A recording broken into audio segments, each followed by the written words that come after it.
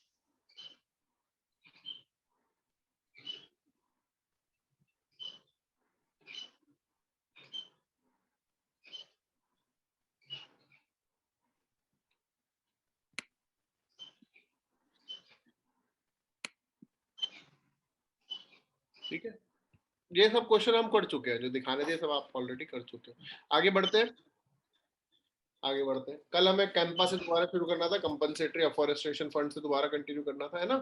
तो we will continue from compensatory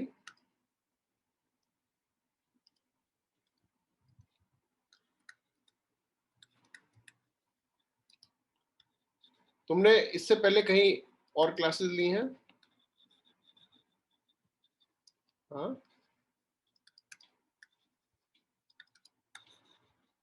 इससे पहले कहीं और क्लासेस ली हैं क्या? हाँ, अच्छा ठीक है, फिर तो ठीक है। मतलब क्योंकि उस हिसाब से फिर हम ये मान के चलते हैं जो बाकी छोटी छोटी चीजें वो आपने पढ़ी होगी, जैसे IPCC की रिपोर्ट है ना, international plan panel on climate change, IPCC, तो उसके बारे में पता ही होगा। वो सब बेसिक बेसिक चीजें, वो न्यूज में नहीं, इसलिए हम नहीं कर रहे। अब एक फंड जो है क्रिएट किया, एक फंड क्रिएट किया, कंपनसेटरी अफॉरेस्टेशन फंड। ठीक है, स्टैट्यूटरी फंड है, ये बहुत अच्छे समझिएगा, it is a statutory fund.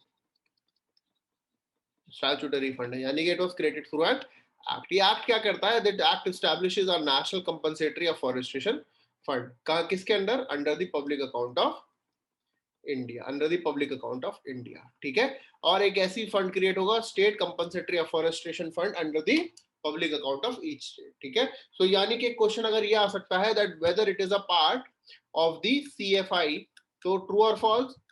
False, it is the part of public account of India. ठीक है, तो ये चीज समझिए। अब ये फंड जो है किस किस चीज के लिए पेमेंट लेगा? अब ये जो फंड है किस किस चीज के लिए पेमेंट लेगा? पहला, this fund will receive payment for the afforestation, compensatory afforestation. For example, आपको बताओ क्या बनाना है, कौन सी बिल्डिंग बनवानी, जल्दी बताओ क्या बनवाना चाहते हो इंफ्रास्ट्रक्चर, खुद से चूज करो, बता दो,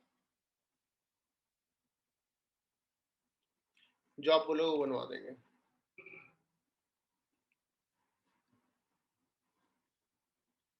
हाँ, जो आप बोलोगे बनवा देंगे, जल्दी बताओ। मॉल? बेटा अब तो हॉस्पिटल बनवा लो, अब तो हॉस्पिटल जरूरत है, अभी मॉल पे अटके हुए हो।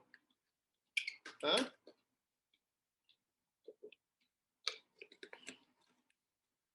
चलो, जरूरत के वक्त तो बेटा हॉस्पिटल ही काम आते हैं।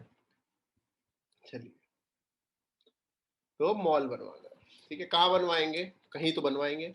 तो मान लीजिए आपने मॉल बनवाया, तो जहाँ मॉल होता है ऐसा तो है नहीं कि रोड खाली पड़ी है वहां मॉल बन गया।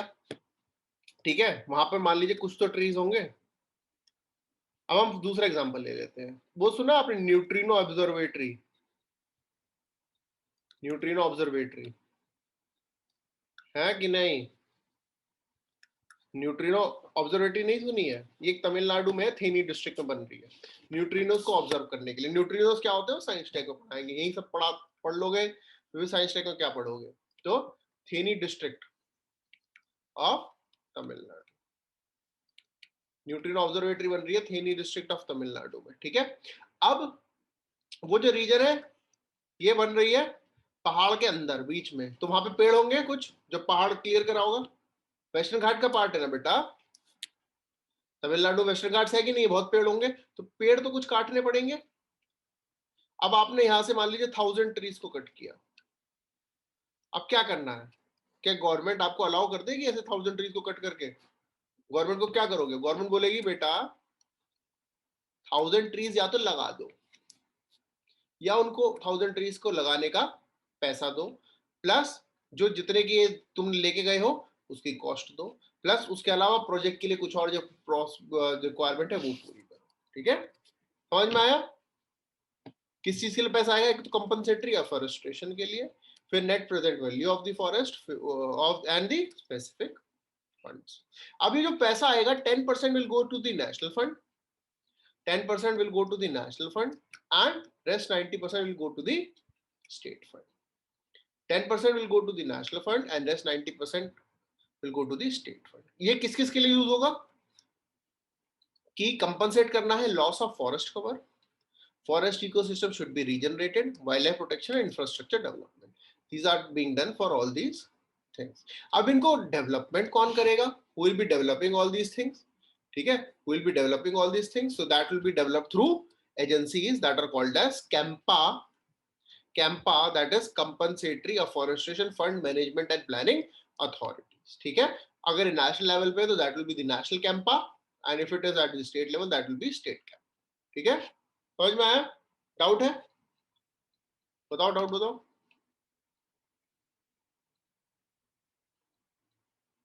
नहीं है? चलिए, समझ में आ गया? अब तो समझ में आ गया। चलिए, if non-forest land is unavailable in the entire state, fund for raising CA in double the area extent of forest land identity provided by user agency. देखिए, अगर जो पैसा है अगर स्टेट और यूटी में अवेलेबल नहीं है, ठीक है, अवेलेबल नहीं है, तो अगर आप इसको कहीं और आपको एफॉरेस्टेशन करना तो डबल द अमाउंट देना पड़ेगा जितना आप स्टेट के लिए दे रहे थे। ठीक है, उस स्टेट के लिए दे रहे थे। This is also a condition. इतना डिटेल में नहीं जाएंगे। कैंपस समझ में आ गया? कैंपस समझ में आ गया? Yes, no? Compensatory afforestation is clear to you now? One और दो सोनो सेम ही है ना? वन और टू सेम किस चीज में? वन और टू लॉस, अच्छा, loss of forest cover and regeneration of forest ecosystem, ये दोनों पूछ रहे हो? ये दोनों ऊपर वाले या नीचे वाले? ये बोलना, ऊपर वाले दोनों या नीचे वाले दोनों?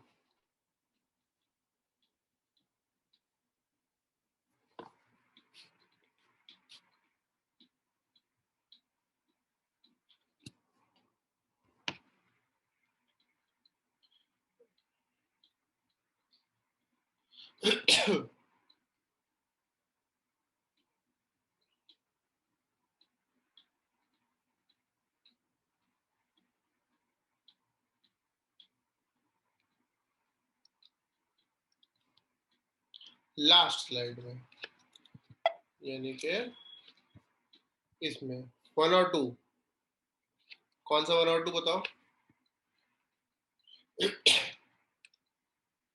फंड्स में जो है क्या सेम है?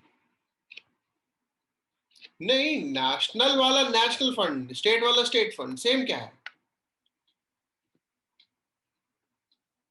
सेम क्या है इसमें? सर कंपनसेटरी फंड जो है और जो नेट प्रेजेंट वैल्यू है, दोनों तो मतलब एक ही बात हुई ना? इसके नहीं, जो स्लाइड्स में अरे बताया। अच्छा अच्छा, ये कंफ्यूज। चलो, तुम हमसे क्या लेना चाहते हो, जल्दी बताओ। हमसे क्या चाहिए तुम्हें? कोई एक मटेरियलिस्टिक चीज का नाम बताओ, जल्दी बताओ।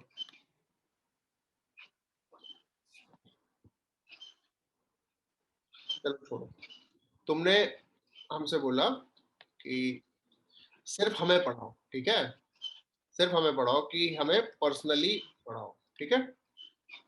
वेरी गुड, हम बोलेंगे ठीक है ये कॉस्ट है, ठीक है, ये कॉस्ट है, समझ में आया। पहली चीज, ये जो ऑनलाइन वीडियो देख रहे हो ना वो भी सुन लो, तुम लोग लाइव में आते नहीं हो आजकल, ठीक है, लाइव क्लास में आते नहीं हो, सब ऑनलाइन देख रहे हो, तो आप पर्सनली पढ़ो, ये तो कॉस्ट है, this is the net value. और हम बोलेंगे अगर हम आपको पर्सनली पढ़ाएंगे, हम एक बैच में चाहे एक को पढ़ाए चाहे 1000 को पढ़ाए, हमें तो बराबर ही पढ़ाना है, हमें एक बैच में एक को पढ़ाया है या बराबर को पढ़ाया है, ये तो होगी नेट प्रेजेंट वैल्यू। हम बोले हमारा जो नुकसान है उसकी कौन भरपाई करेगा, हमें एक बंदा फीस दे और हमें 1000 बंदे फीस दे, हमारे लिए तो बेनिफिट 1000 में, हमें बनाना पढ़ाना तो दोनों को एक ही चीज है। आप बोलोगे हम इसको कंपनसेट करेंगे, हम अब एक बंदे की नहीं, हम 10 बंदे की कैंडिडेट के हिसाब से फीस दे देंगे आपको, ठीक है, that is compensation, that is compensatory fund, that was net present value. समझ में आ गया। अब दूसरी चीज बताए, हमने फॉरेस्ट क्लियर करी, उस फॉरेस्ट पे कितने लैंड था, 1 एकड़ का लैंड था, ठीक है, 1 एकड़ का लैंड था, और उस पे ट्रीज थे 100 ट्रीज, 100 ट्रीज, एक पेड़ की कीमत, पेड़ तो बिकते भी तो है, लकड़ी बिकती है कि नहीं बिकती है, लकड़ी बिकती है कि नहीं बिकती है, लकड़ी, एग्री नहीं होना, लकड़ी बोल रहे हैं, ठीक है, लकड़ी बिकती है। तो अगर एक पेड़ की कीमत है मान लीजिए 1000 रुपए ही एक पेड़ की कीमत, तो कितने हो गए 1 लाख, सी सेट ना पढ़ा दें आज, है ना, आज सब पढ़ा देंगे, तो 1 लाख हो गया। 1 एकड़ लैंड की कीमत कितनी होगी, मान लो 1 करोड़, तो उस टाइम नेट प्रेजेंट वैल्यू उस एरिया की होगी 1 लाख 1 करोड़, और 1 करोड़ 1 लाख, है ना, 1.1 करोड़ हो गई। वेरी गुड, ये तो हुई नेट प्रेजेंट वैल्यू। कंपनसेशन किसका, भैया तुमने फॉरेस्ट हटाई है, यहाँ पे जो लोग सुबह वॉक करने आते थे, प्रेमी जोड़े फॉरेस्ट में जाते थे, उनका नुकसान की भरपाई कौन करेगा, कौन करेगा उनके नुकसान की भरपाई। वहां पे कितने लोग वॉक करने जाते होंगे, कितने लोग वहां पे रात में जो है पेड़ के नीचे सोते होंगे, कितनी सारी वहां पे वाइल्ड लाइफ होगी, है कि नहीं, उसकी भरपाई कौन करेगा, तो उसके लिए कंपनसेशन देना पड़ेगा। क्यों, क्योंकि ऐसा कहीं एरिया कहीं और बना देंगे हम, ऐसा कहीं कहीं और बना देंगे, तो that will be compensation fund. समझ में आ गया, अब तो क्लियर हो गया, हो गया कि नहीं हो गया, वेरी गुड, आप सही है। हाँ चले आगे चलते हैं हम, इसीलिए कल हमने इसको रोक दिया था कि ये आगे सोचने समझने की शक्ति से बाहर चला जाएगा।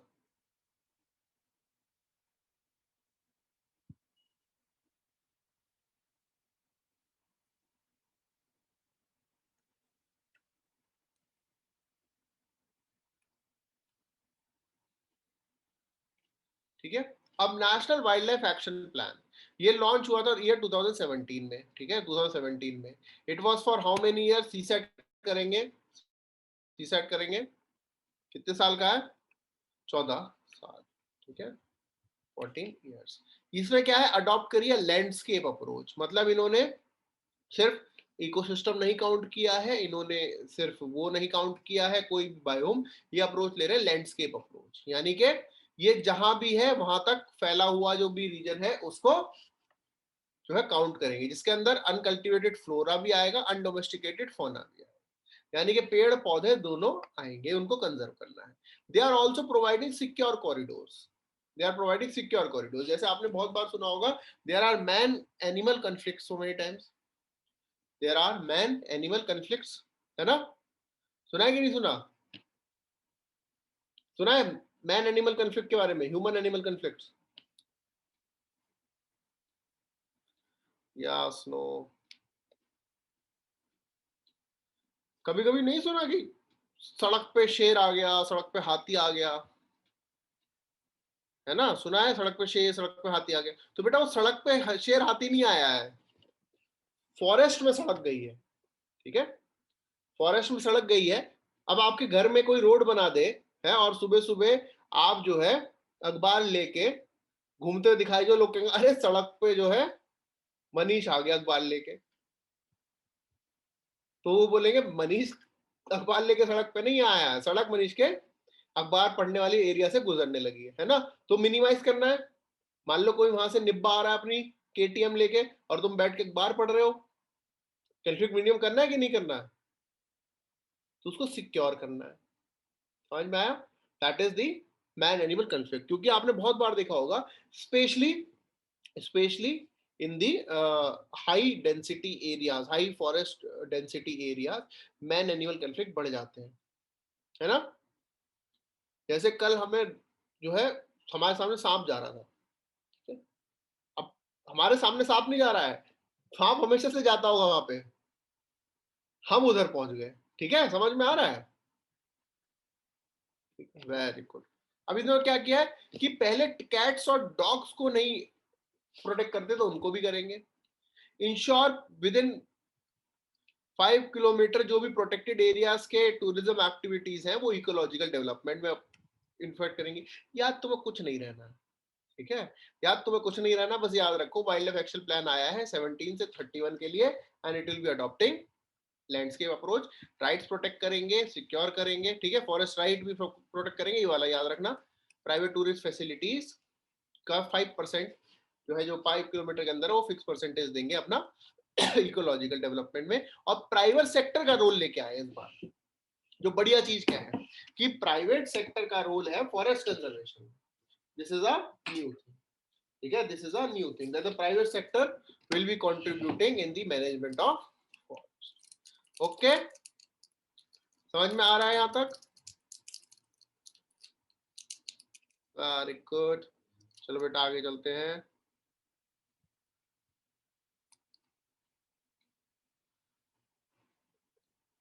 अब e waste management, e waste क्या होता है? What is e waste? What is e waste, बताइए।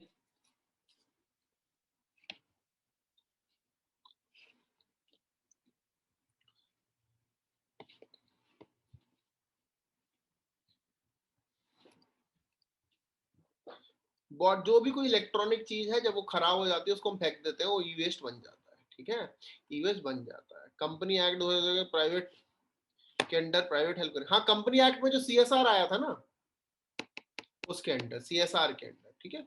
अब ई वेस्ट के मैनेजमेंट रूल आए, इन्होंने क्या किया, अब सीएफएल जो है, सीएफएल और जो मर्करी लैम्प्स है उनको ई वेस्ट के रूल्स में ले आए हैं, ठीक है। इसमें क्या है कि ई वेस्ट को डंप करने के लिए कलेक्शन सेंटर होंगे, कलेक्शन पॉइंट्स होंगे, टेक बैक सिस्टम होगा। जैसे आपने मोबाइल लिया तो मोबाइल जब आपका खराब हो जाता है तो कंपनी वाले कहते हैं हम इसको वापस ले लेंगे इतने पैसों, ठीक है, इतने पैसों वापस ले लेंगे, that is the take back system. फिर क्या होगा, डिपॉजिट रिफंड स्कीम होगी। डिपॉजिट रिकम की, आपने ईवे मोबाइल खरीदा, अगर आप इसको रिफंड कर देंगे तो आपको इतना पैसा वापस मिल जाएगा, इतना सब वापस मिल जाएगा, ये एक तरीका है, ठीक है। अब ये क्या है कि ये इंडिपेंडेंट है, ई वेस्ट एक्सचेंज जो है इंडिपेंडेंट मार्केट इंस्ट्रूमेंट है, जिससे कि सेल एंड परचेज, आपने ऐप देखी हो कैशिफाई वगैरह, एक ऐप है, ई कॉप वेबसाइट्स वगैरह हैं जो क्या कर रही हैं, आपकी ई वेस्ट खरीद रही हैं, आपको पुराने मोबाइल के, पुराने लैपटॉप के पैसे देते हैं, है ना। तो वो क्या है, ई वेस्ट मैनेजमेंट रूल के हैं। At the same time there is the responsibility of the manufacturer, मतलब आप अगर मैन्युफैक्चरर हो तो आपकी रिस्पॉन्सिबिलिटी, अगर आपने 1000 मोबाइल फोन बेचे हैं, 1000 मोबाइल फोन बनाए हैं और बेचे हैं, तो इन फ्यूचर आपके पास 1000 मोबाइल फोन का वेस्ट आप ही के पास होना चाहिए, आपकी जिम्मेदारी है, ठीक है, वो कहीं भी और डंप नहीं होना चाहिए, ठीक है। That are the e waste management rules. फिर आता है hazardous and other waste management rules, ठीक है। पहली बार क्या हुआ है, डिस्टिंक्शन हुई है हजार्डस वेस्ट और अदर वेस्ट में, ठीक है। हजार्डस मतलब दैट कैन बी डेंजरस, और जो अदर वेस्ट होता है that is waste tyre, paper waste, metal scrap etcetera, which is not hazardous, which is not hazardous and it can be recycled, ठीक है। तो इसमें जो है रूल्स चेंज किए हैं। फिर क्या है, बैन कर दिया on the import of waste edible fats and oil of animals or vegetable origin, यानी कि यूज्ड ऑयल जो है उसका इंपोर्ट बैन कर दिया है, हाउस होल्ड वेस्ट का इंपोर्ट बैन कर दिया है, critical care medical equipment waste का बैन कर दिया, and tyres for direct reuse purposes इनका भी बैन कर दिया है, ये बैन कर चुके हैं। ठीक है, ये सब चीजें बैन हो गई है। ये बाकी सब थोड़ा करंट में भी जब हम लोग पढ़ेंगे ना तब इनके बारे में और डिटेल में पढ़ेंगे। ठीक है, फिर क्या है, म्युनिसिपैलिटी जो है, जो म्युनिसिपैलिटी है, municipality will levy user fee for waste management. मतलब म्युनिसिपैलिटी वेस्ट मैनेजमेंट के लिए यूजर फी लगाएगी and make the people responsible for the disposal of garbage. मतलब आपने अगर गार्बेज ठीक से डिस्पोज नहीं किया तो आपकी जिम्मेदारी है। Plus there will be segregation, wet wet and dry waste. Wet waste biodegradable and dry waste जो नॉन बायोडिग्रेडेबल भी होता है, एंड डोमेस्टिक हैजार्डस वेस्ट, इनको सेपरेट करेंगे। देन इंटीग्रेशन होगा वेस्ट और रैक पिकर्स को फॉर्मल सिस्टम में। ठीक है, जो स्टेट गवर्नमेंट की रिस्पॉन्सिबिलिटी होगी, मतलब रैक पिकर्स को फॉर्मलाइज करना स्टेट गवर्नमेंट की रिस्पॉन्सिबिलिटी होगी। Plus state pollution control board को एक इन्वेंट्री, एनुअल इन्वेंट्री मेंटेन करनी होगी ऑफ द वेस्ट जनरेटेड, एक एनुअल इन्वेंट्री मैनेज करनी होगी of the waste generated, and they have to submit it to central pollution board every year. तो एक inventory होगी, फॉर्मलाइजेशन ऑफ रैक पिकर्स होगा, segregation of waste होगा, और municipal can Levi user fees. ये सब आपके हजार्डस वेस्ट मैनेजमेंट रूल्स के अंदर आते हैं। ठीक है, अब इसमें कुछ अमेंडमेंट करे गए हैं। क्या अमेंडमेंट करे हैं कि सॉलिड वेस्ट जो स्पेशल इकोनॉमिक जोन में होता था वो अब बैन कर दिया है इंपोर्ट करना। सॉलिड वेस्ट को इंपोर्ट करना अब बैन कर दिया है। ठीक है, it is banned now to import solid waste. Electrical and electronics components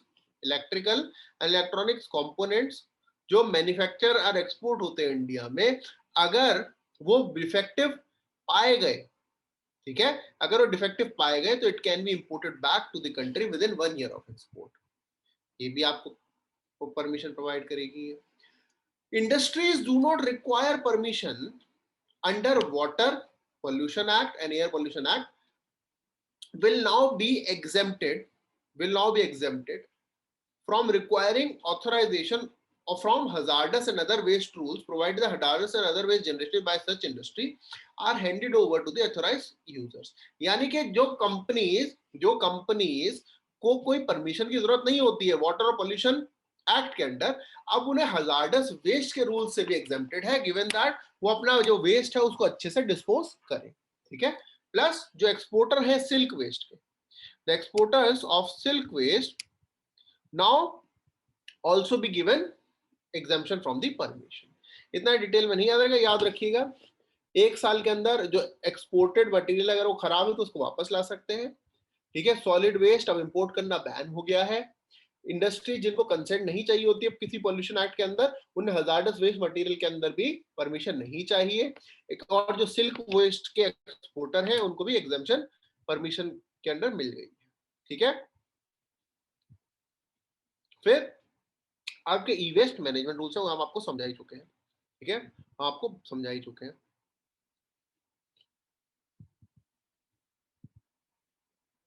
इसमें सिंपल चीज है कि फॉर्मलाइज करना चाहते हैं। ठीक है, फॉर्मलाइज करना चाहते हैं और फेज वाइज कलेक्शन होगी।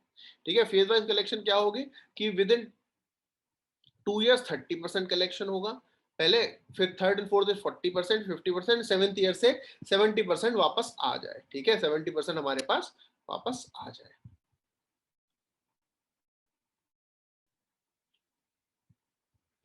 फिर आते हैं आपके प्लास्टिक वेस्ट मैनेजमेंट रूल्स। इन्होंने क्या है कि रूरल एरिया से पहले प्लास्टिक वेस्ट का जो है कोई भी मैनेजमेंट नहीं होता था, अब ये प्लास्टिक वेस्ट जो है रूरल एरियाज में भी प्लास्टिक वेस्ट मैनेजमेंट होगा। जिम्मेदारी किसकी होगी? जो जनरेट कर रहा है वेस्ट। अब जनरेट जो कर रहा है उसकी जिम्मेदारी होगी प्लास्टिक वेस्ट को मैनेज करना। इतना नहीं है, पता है, जनरल आता है, जनरल आता है, वो क्वेश्चंस देखेंगे, बहुत सिंपल आता है। अच्छा, अब ये जिम्मेदारी, अगर कोई पब्लिक इवेंट होता है, ठीक है, पब्लिक इवेंट होता है, जैसे शादी हो गई, कुछ और हो गया, तो वहां पे जो जिम्मेदारी है वेस्ट की, वो मैनेजमेंट की होगी। ठीक है, कि भैया आपको जो है गंदगी नहीं फैलानी। And then now there is extended producer responsibility. मानी कि अगर हमने पॉली बैग्स बनाए, ठीक है, हमने पॉलीबैग्स बनाए तो हमारी जिम्मेदारी है कि उसका डिस्पोजल ठीक हो, ऐसा नहीं हमने बना के बेच दिया हमारी जिम्मेदारी खत्म। एंड प्लास्टिक बैग जो बना रहे हैं उनका एक सेंट्रल रिपोजिटरी बनेगी जहां पे सारी डिटेल्स होगी कौन कौन प्लास्टिक मैन्युफैक्चरिंग कर रहा है, there will be the details about everyone who is manufacturing plastic. Okay, समझ में आया? क्या है, rural areas plastic waste management rules के अंदर आ गए। Responsibilities of the waste generator for public responsibility of the management. Now there is extended producer responsibility and there will be a centralized registration system for plastic manufacturing. Okay, ठीक है। फिर क्या है, solid waste management rule है। इन्होंने क्या बोला है कि वेस्ट जनरेटर मतलब हम अगर वेस्ट प्रोड्यूस कर रहे हैं तो हमारी जिम्मेदारी है उसको सेग्रीगेट करने की, ठीक है। प्लस जो है सेपरेट पाउचेस दिए जाएंगे फॉर प्रॉपर डिस्पोजल। हम वेस्ट जनरेटर अगर है तो लोकल गवर्नमेंट कोई फील ले सकती है, ऑलरेडी बता चुके हैं। रैक पिकर और वेस्ट डीलर को फॉर्मल सिस्टम में डालना है, भी हम आपको बता चुके हैं। सॉलिड वेस्ट और बायोमास की बर्निंग प्रोहिबिटेड है। एंड सेंट्रल मॉनिटरिंग कमेटी बनाई जाएगी under the chairmanship of environment secretary. ठीक है, ये सारे रूल्स है, एक बार रीडिंग लगा लीजिएगा। क्वेश्चन देखते हैं किस टाइप का आता है।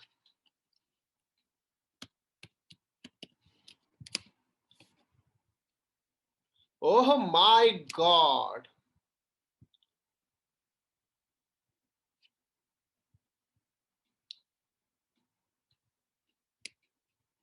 ये क्वेश्चन क्या आप कर पाएंगे?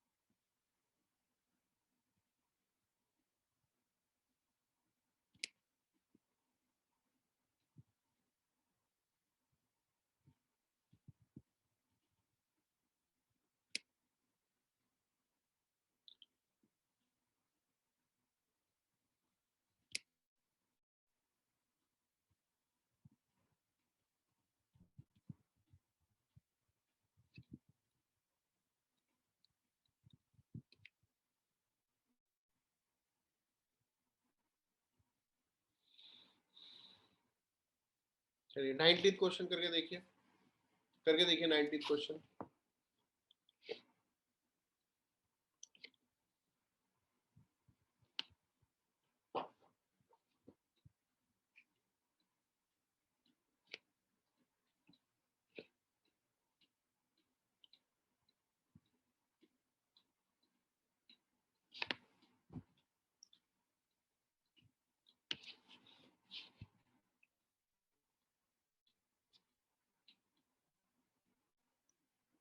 सी, वेरी गुड। तो ये वाला क्वेश्चन तो सिंपल हो गया। अब आप कह रहे थे ना क्या क्या याद रखना है, सिंपल हो गया, इसमें दिमाग लगाना ही नहीं पड़ा। अगर बेटा यहाँ पे प्लास्टिक वेस्ट मैनेजमेंट रूल्स होता तो कंफ्यूज हो जाते,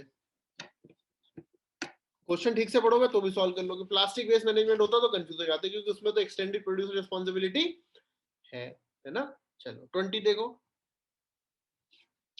20 देखो।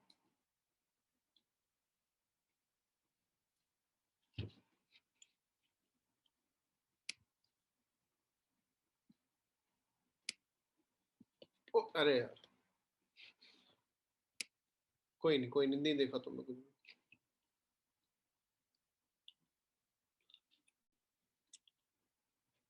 As per the solid waste management rule, which of the following correct? Waste generator has to segregate waste into 5 category. हमने कितनी कैटेगरी पढ़ा? हमने तो दो ही पढ़ा ना, जैसे 3। कभी रोड पे गए हैं तो कितने डस्टबिन देखे होंगे? 2, जैसे 3 वेट वेस्ट, ड्राई वेस्ट और हजार्डस वेस्ट, या बायोडिग्रेडेबल, नॉन बायोडिग्रेडेबल या बायोमेडिकल वेस्ट। ठीक है, तो 5 तो नहीं, गलत हो गया। दूसरा, the rules are applicable to notified urban bodies, notified towns and all industrial township only. हमने क्या देखा, अब तो रूरल एरिया में भी आने लग गए, है ना। Third, The rules provide for exact and elaborate criteria for the identification of sites for landfills and waste processing facility. And D, it is mandatory on the part of waste generator that the waste generated in one district cannot be moved to another district. क्यों? हमारी मर्जी है ना, आपने generate किया, अगर आपको लगता है कि आपका वेस्ट बेटर डिस्पोज दूसरे डिस्ट्रिक्ट में हो सकता है तो क्यों नहीं कर सकते?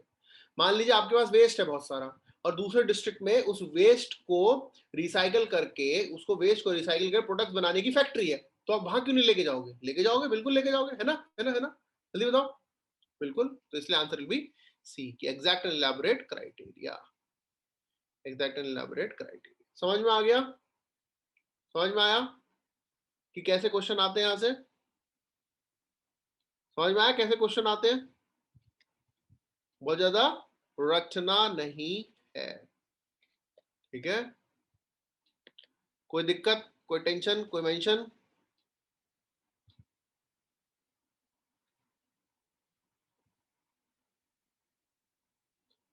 हाँ बेटा, हम अपनी तरफ से मैक्सिमम चीजें कवर करने की कोशिश कर रहे हैं, ठीक है?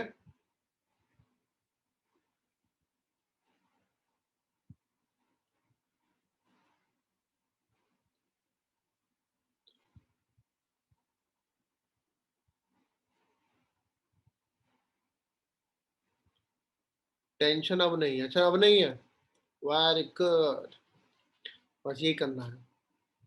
तो अब मिसलेनियस टॉपिक्स पकड़ते हैं। इकोसिस्टम सर्विसेज समझते हैं? अब हम आ रहे हैं मिक्स इकोसिस्टम सर्विसेज समझते हैं? इकोसिस्टम में कुछ सर्विसेज प्रोवाइड करता है। आप कहोगे ऐसे क्या पता हमको? तो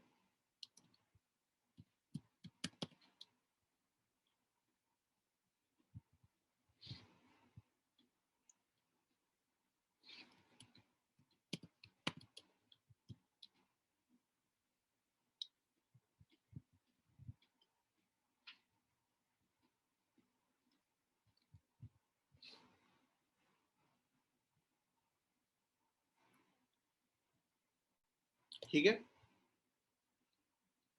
तो ये जो है द इकोनॉमिक्स ऑफ बायोसिस्टम, ठीक है, the economics of biosystem and ecosystem biodiversity, ठीक है, the economics of ecosystem and biodiversity, the economics of ecosystem and biodiversity.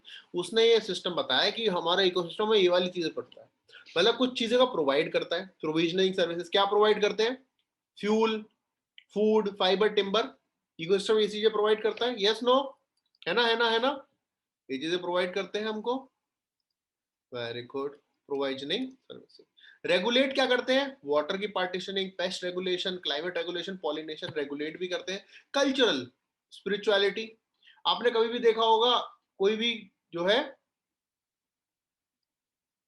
Spirituality होती है, mostly it is in the open spaces, है ना? Recreational, aesthetic, educational, ये सब प्रोवाइड करता है। सपोर्ट क्या करता है? हाइड्रोलॉजिकल साइकिल को मेंटेन करता है, सॉइल को फॉर्मेशन में मेंटेन करता है, न्यूक्लियर साइकिल, प्राइमरी प्रोडक्शन, ये सब चीजें हमें प्रोवाइड करता है, ठीक है? These are called as ecosystem services. आपको बस इतना आना चाहिए, आइडेंटिफाई करना कौन सी सर्विस कौन सी है, ठीक है? ये आपका आंसर हो जाएगा सॉल्व। ओके, समझ में आया? Yes, no? Yes, no?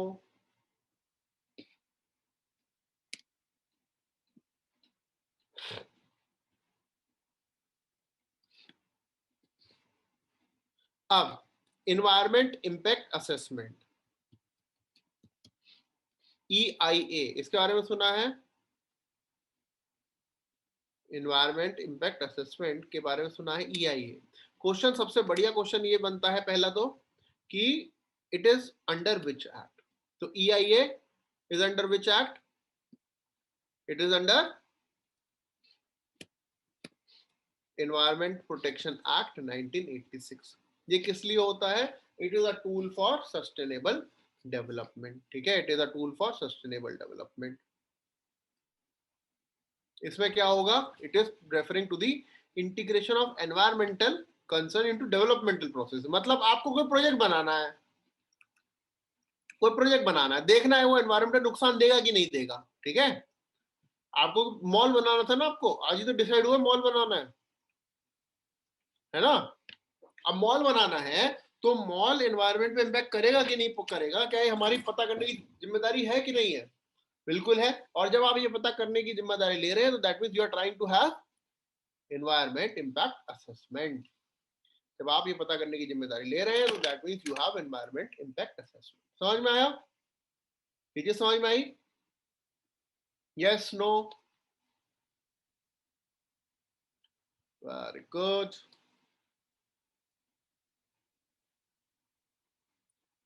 अब इसमें कौन सी स्टेज होती है याद करने की जरूरत नहीं है, सुन लो बस। स्क्रीनिंग करनी होती है, फिर स्कोप देखना होता है, फिर collection of baseline data, impact prediction, mitigation measures of ये, ठीक है। फिर public hearing, decision making, monitoring, assessment और रिस्क असेसमेंट। ना हम आपको समझाएंगे क्योंकि ये क्रैश कोर्स है, ना आपको रटने की जरूरत है। ज्यादा से ज्यादा मैक्सिमम बहुत मुश्किल क्वेश्चन आ गया तो आ सकता है। सबसे पहली स्टेज कौन सी होती है ये EIA में? सबसे पहली स्टेज कौन सी होती है याद करना? स्क्रीनिंग। ठीक है, याद करना स्क्रीनिंग। मेंस में आ सकता है, मेंस के लिए इंपॉर्टेंट है। एक मिनट, यही थोड़ा कंफ्यूजन है आइडेंटिफिकेशन में। कौन से आइडेंटिफिकेशन में? पर जो मॉल बना रहा है वह ये कर रहा है या ये तो बॉय नहीं बेटा, मॉल EIA वो नहीं करेगा। EIA वो नहीं करेगा। EIA जो है सोसाइटी करेगी, एनवायरमेंट एजेंसी करेगी, ठीक है, separate authority. Environmental protection act के अंदर जो है कंफ्लिक्ट ऑफ इंटरेस्ट तो होगा ही नहीं, वो तो वरना ये तो बोलेगा कि इससे नुकसान, इससे तो फायदा हो रहा है एनवायरमेंट को, ठीक है। जो वो करेगा वो तो ये बोलेगा कि एकदम शुद्ध, जैसे होता है ना कि आयुर्वेदिक शराब, वो ऐसे बोलेगा। अगर कोई अल्कोहल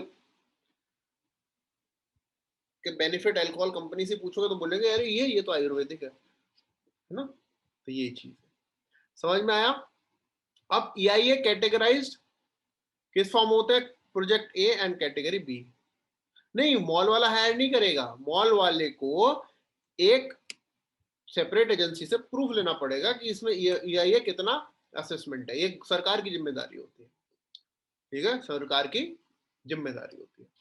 फिर ना कुछ ड्राफ्ट EIA नोटिफिकेशन आई थी 2020 में।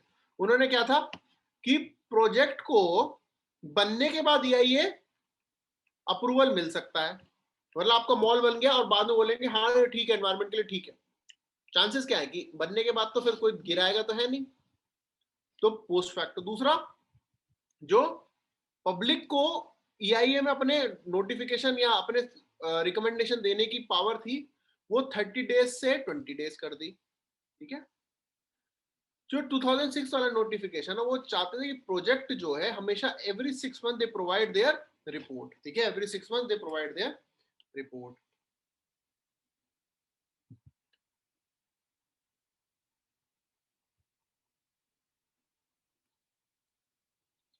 हाउएवर अब क्या है, नई गाइडलाइन कह रहे साल में एक बार रिपोर्ट देनी है। अब सबसे मेन बात इन्होंने बोला है जो स्ट्रेटेजिक प्रोजेक्ट्स है उसमें EIA करने की जरूरत है ही नहीं, ठीक है। मतलब उसमें पब्लिक को बताने की जरूरत है ही नहीं स्ट्रेटेजिक उसमें। ये ड्राफ्ट है, अभी तक अप्लाई नहीं हुआ है, इसलिए कोई टेंशन वाली बात नहीं है। इसमें बहुत ज्यादा इसमें दिमाग नहीं लगाना है। ओके, समझ में आ रहा है यहाँ तक? अब आ रहे काम कीजिए जहां से क्वेश्चन बनता है। बेटा अब आ जाओ यहाँ पर, अब जहां से क्वेश्चन बनता है यहाँ पे समझते हैं। Ecological succession. इकोलॉजिकल सक्सेशन मतलब यहां से यहां से यहां कैसे जाती इकोलॉजी, एक रॉक पे फॉरेस्ट कैसे बन गई, that is called as ecological succession. Ecological succession. या फिर एक लेक फॉरेस्ट में कैसे कन्वर्ट हो गया, तो यूट्रॉफिकेशन वगैरह करके होता है, तो that is called as succession. So it is a process by which communities of plants and animal species living in a given area get replaced over time by a series of different communities, that different communities, ठीक है। ये क्या हुआ, इसको बोलते हैं ecological succession. ये last तक वहां तक जाते हैं। लास्ट में पिक्चरों में क्या आता है, क्लाइमैक्स। तो इकोलॉजिकल सक्सेशन वहां तक होता रहेगा till the point it has not reached the climax community, till the point it has not reached the climate communities. In between में ये सब जो स्टेजेस रहती हैं, यानी कि ये है क्लाइमेक्स कम्युनिटी, ठीक है, ये है क्लाइमेक्स कम्युनिटी। और ये बीच में स्टेजेस रहते हैं इनको बोलते हैं सीयर्स। जो बीच में रहते हैं इनको बोलते हैं सीयर्स। समझ में आया?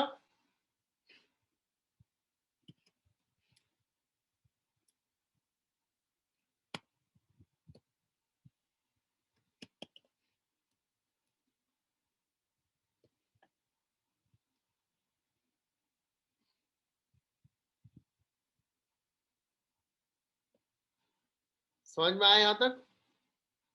तो सक्सेशन होता है, it goes in the direction to become the climax community. जो बीच वाली स्टेजेस होते हैं they are called as seres. ठीक है, अब सक्सेशन दो टाइप का होता है, एक होता है प्राइमरी सक्सेशन जो बिल्कुल वहां पर कुछ नहीं था और फिर शुरू हुआ, सेकेंडरी सक्सेशन था वहां पे कुछ था वो तबाह हो गया फिर शुरू हो गया। ठीक है, तो प्राइमरी मतलब एकदम नया ताजा ताजा, सेकेंडरी मतलब था फिर नहीं था फिर हो गया, that is secondary succession, that is secondary succession. समझ में आया? प्राइमरी सक्सेशन बता दिया है। और जो प्राइमरी में पहली बार जो स्पीशी आती है that is called as the pioneer species. जो पहली स्पीशी आएगी मतलब that are called as the pioneer species. Okay, जैसे कि रॉक्स में सबसे पहले आते हैं लाइकेंस।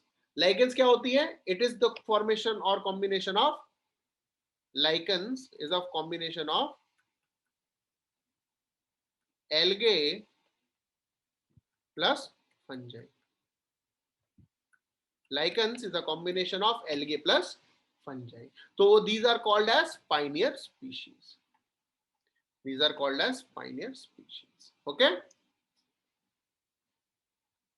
वाटर में जो प्राइमरी सक्सेशन होता है वो कौन करता है? फाइटोप्लैंक्टन, जिसको एल्गे की फॉर्म में जो आ जाते हैं या तो, एंड लास्ट में क्लाइमेक्स स्पीशीज बन जाती है। अब टाइप्स कितने होते हैं? Secondary succession. अब पेड़ था, आग लग गई, फिर बेयर हो गया, है ना, बेयर हो गया।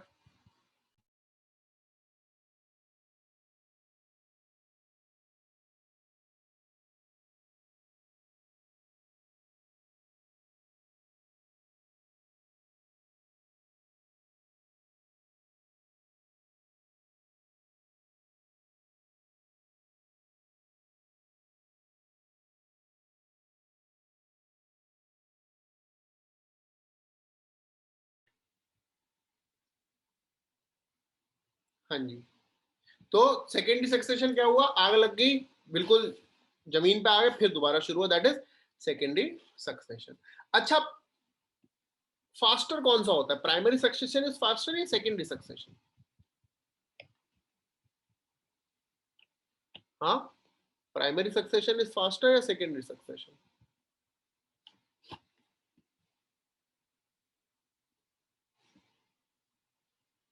प्राइमरी नहीं बेटा, सेकेंडरी। अच्छा, आपको एक बार पहाड़ी पे चढ़ना है, वो जल्दी करोगे या हर रोज चढ़ रहे हो तो जल्दी चढ़ोगे? या आसानी से लक्ष्मीकांत पहली बार पढ़ोगे तो लक्ष्मीकांत अच्छे से याद होगी, या पांचवी छठी बार पढ़ोगे तो अच्छे से याद होगी? बताओ।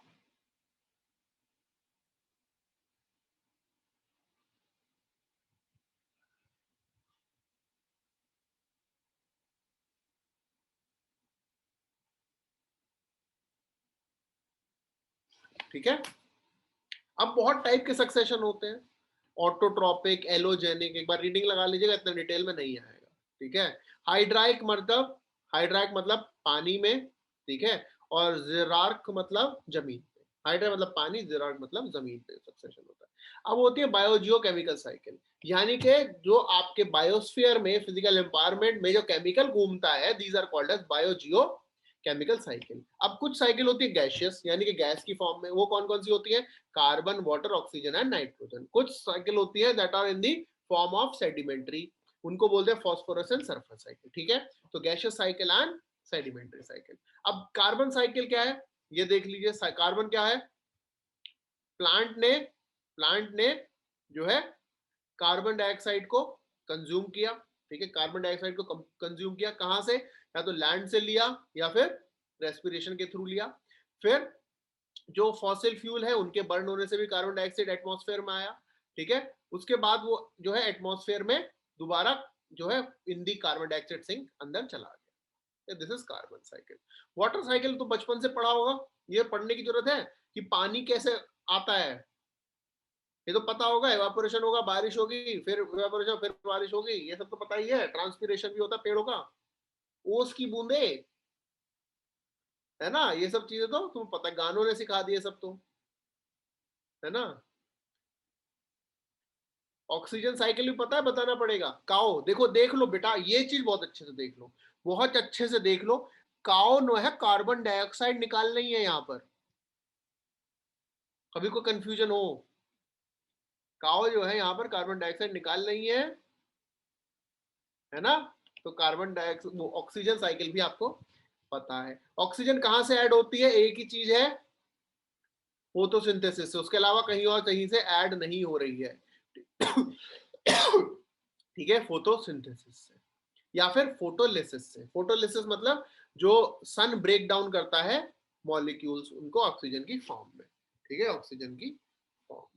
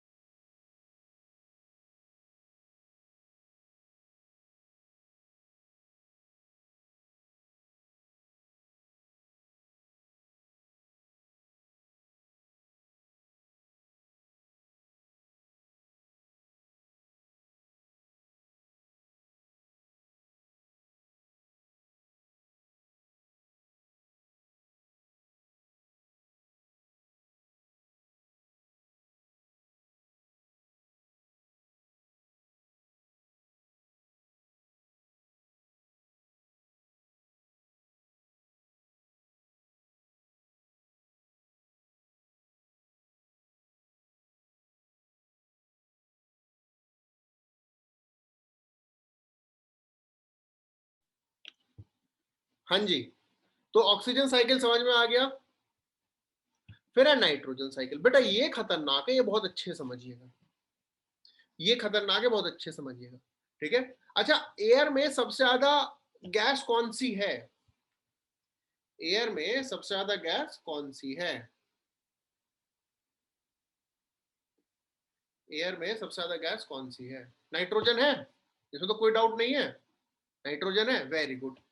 हमारे को जो प्लांट्स या सॉइल से जो न्यूट्रिशन लेते हैं उसमें नाइट्रोजन बहुत बड़ा पार्ट है। लेकिन जो आपके सॉइल होता है, जो सॉइल होता है वो डायरेक्टली नाइट्रोजन, जो नाइट्रोजन है वो यूज नहीं कर सकता, उसके लिए नाइट्रोजन फिक्सेशन जरूरत होती है। ठीक है, उसके लिए नाइट्रोजन को फिक्स करने की जरूरत होती है, यानी कि नाइट्रोजन को अमोनिया में कन्वर्ट करके नाइट्रेट्स में कन्वर्ट करने की जरूरत होती है।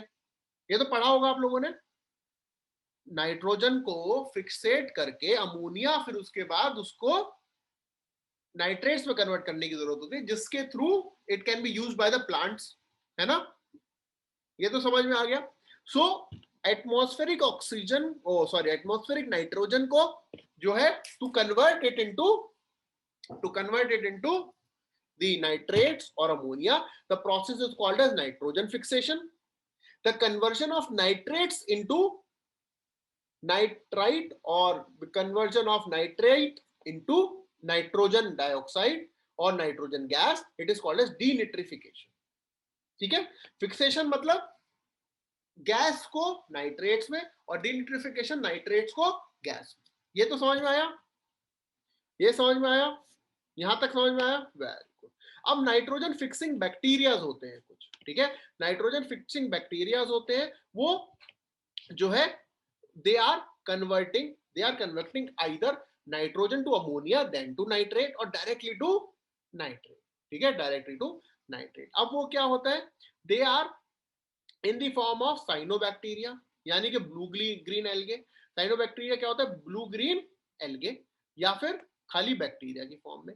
They are also converted into industrial processes. कभी कभी क्या होता है कि कोई बैक्टीरिया नहीं काम आ रहा है तो हम क्या करेंगे, फर्टिलाइजर डाल देते हैं। ठीक है, या फिर थंडर एंड लाइटनिंग से भी अमाउंट ऑफ नाइट्रेट चली जाती है। डीनिट्रीफाइंग बैक्टीरिया क्या होते हैं, वो आपको हम बता चुके हैं कि वो दोबारा नाइट्रोजन में कन्वर्ट करते हैं। ठीक है, फिर there is phosphorus cycle, there is phosphorus cycle. Phosphorus cycle sedimentary cycle होती है, ठीक है, सेडिमेंट्री साइकिल होती है, इसमें एयर का कोई रोल नहीं है। फिर फॉस्फोरस साइकिल रॉक से बिगिन होती है, बहुत अच्छे समझिएगा, it is beginning from rocks. फिर होती है सल्फर साइकिल, इनसे क्वेश्चन नहीं आया है जनरली, ठीक है, इनसे सर्कल क्वेश्चन नहीं आया है, इसलिए इनको पढ़ने की जरूरत नहीं।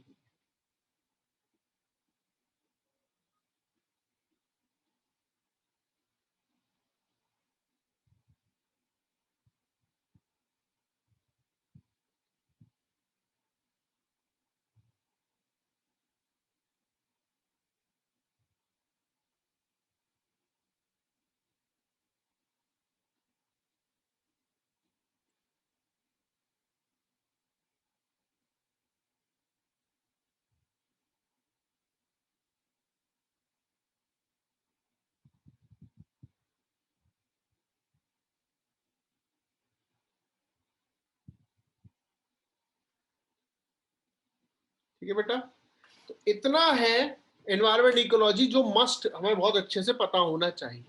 इसके अलावा कोई लिमिट है नहीं, अथाह सिलेबस है, ठीक है, अथाह सिलेबस है, वो आपको कभी खत्म ना हो पाएगा, कितना ही पढ़ लो, ठीक है, कितना ही पढ़ लो। चलिए अब क्वेश्चन करके देखते हैं। ये क्वेश्चन देखिए, third question and fourth question, third and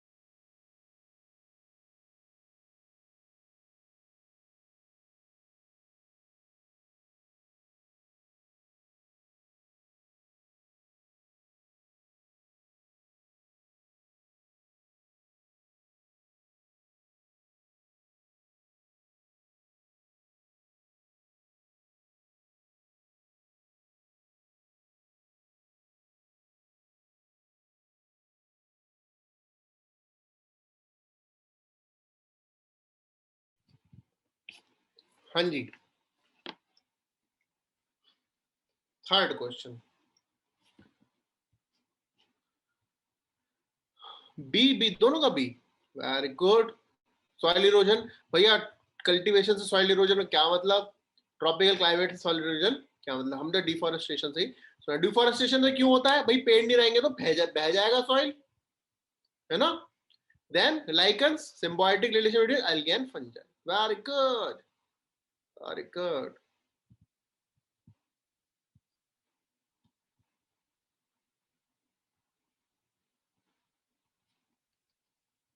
अरे बेटा ये क्वेश्चन कर डालो, ये तो तुम, अच्छा आपके दिमाग में क्वेश्चन ये आ रहा होगा, आपके दिमाग में क्वेश्चन ये आ रहा होगा कि हमें वो वाली चीजें तो ऑर्गेनाइजेशन वगैरह पढ़ाई नहीं, इतनी सारी ऑर्गेनाइजेशन रहती है एनवायरनमेंट की अलग अलग, बेटा वो जो है वो आप, उसकी कोई लिमिट नहीं है कहाँ से आ जाए, जो जहां से है आप बता सकते हो, वरना तो ऐसी तो कोई लिमिट है ही नहीं, ठीक है, ऐसी कोई लिमिट है ही नहीं, और वो रटने का है, स्क्रीन विजिबल नहीं है, ओ माय गॉड, अब है,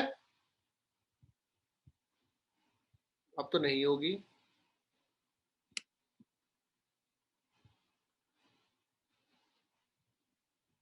अब होगी देखो, अब सही हो गया, अब देखो सेकंड क्वेश्चन देखो,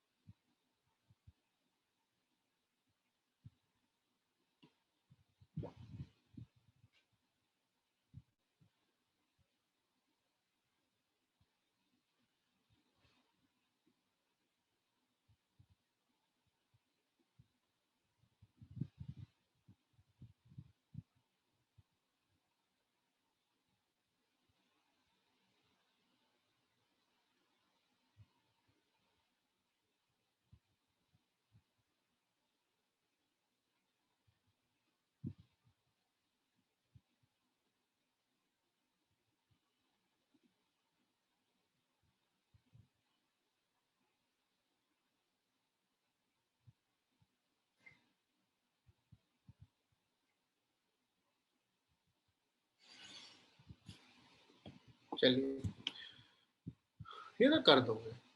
सी, अरे कैसे किया कि ऐड क्या फोटोसिंथेसिस ऐड नहीं करता, थ्री नहीं है, थ्री नहीं है, और ये पता है रेस्पिरेशन तो ऐड करता है ना, है ना, है ना, तो ये हो गया। अरे कोड और देखते हैं हम, एक्चुअली क्वेश्चंस आपके लिए देख रहे हैं जो हो गए हैं, थ्री नहीं था बस। हाँ वही तो कह रहे हैं, इतना मुश्किल नहीं है जितना आप लोगों को अभी तक लगता था।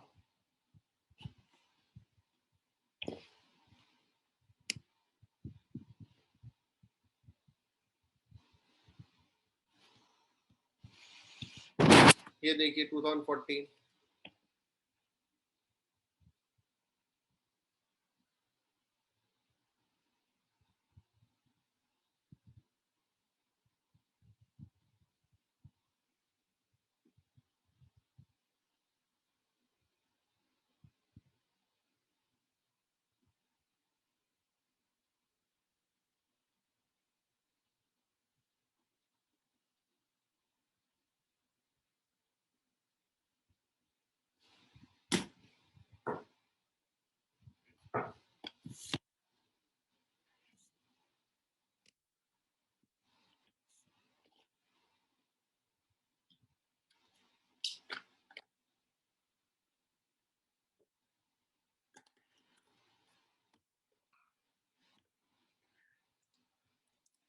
which of the following process involved in photosynthesis?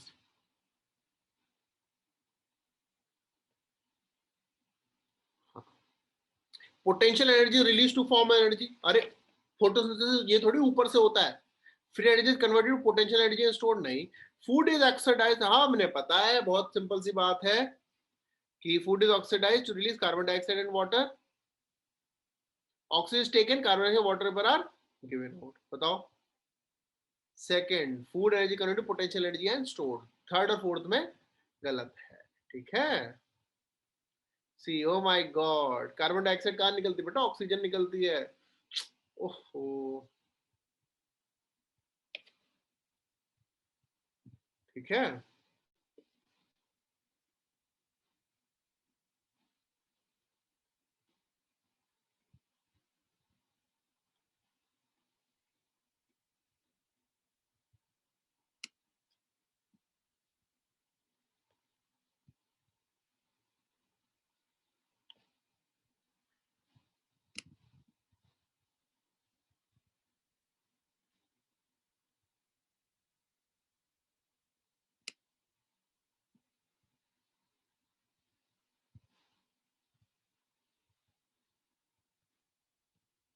लीजिए वाले क्वेश्चन देखिए, 18 क्वेश्चन देखिए।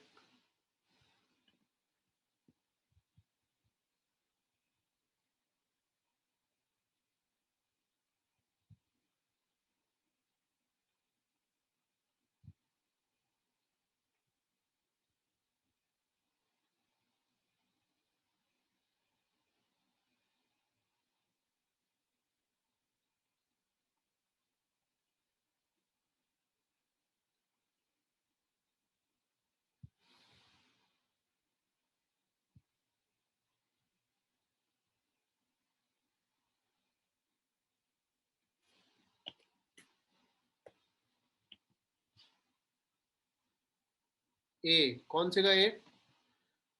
With reference to the fly ash produced by the power plants used as coal as fuel, which of the following correct? Fly ash can be used in production of bricks for building construction, बिल्कुल सही है। Fly ash can be used as replacement of some Portland cement concrete. Fly ash is made of silicon dioxide, carbon dioxide only and does not contain toxic. नहीं बेटा, 3 is wrong, ठीक है, 3 is wrong. So answer will be A, 1 and 2. दूसरे का जो है, with reference to dugong, a mammal found in India, which of the following statements are correct? ठीक है, it is a herbivorous marine animal, बिल्कुल सही है, ठीक है, इसीलिए इसको सी काउ भी बोलते हैं, because it is herbivorous, ठीक है, because it is herbivorous इसलिए इसको सी काउ भी बोलते हैं।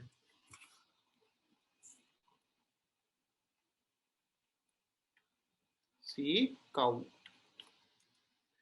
फिर it is found on the entire coast of India, नहीं, it is only found during near to the Andaman and Nicobar और Gulf of Mannar। इससे second is wrong. Third, it is legal protection of wild life protection act yes schedule 1 में. Okay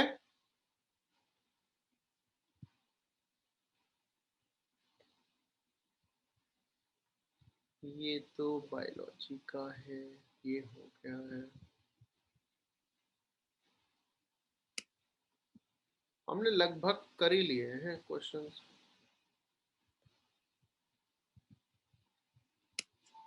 देखो हम आपको वाले question नहीं देख रहे हैं जो बिल्कुल करंट से आए थे उस टाइम पे, वो वाले नहीं कर रहे हैं जो बिल्कुल करंट से, वरना आप घबरा जाओगे. 15 क्वेश्चन.